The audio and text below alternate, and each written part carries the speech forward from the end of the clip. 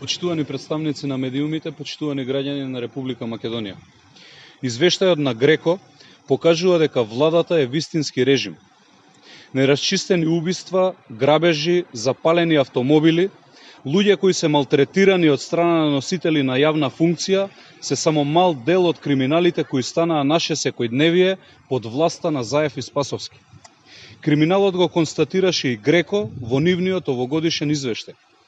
Во извештајот на Греко се потенцира дека се гледа силна потреба да се деполитизира полицијата во Република Македонија.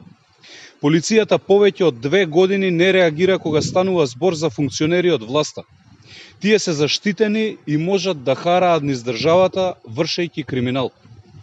Почитувани, Спасовски и Заев ја претворија полицијата во дувло на криминалот и корупцијата.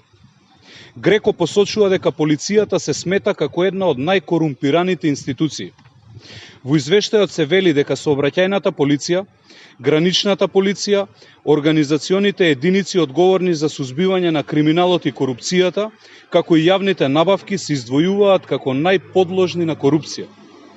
Имено, МВР ја спроведе сомнителната јавна набавка на полициски возила во вредност од 1 милион евра, кои беа платени далеку над продажните цени. А само нешто подоцна го распиша и огласот за давање лиценци за возачки испитни центри кои завршија во рацете на тазе формирани фирми од страна на лица блиски на власта. Извештајот на Греко, почитувани, значи дека корупцијата е присутна на речиси секое едно ниво во МВР.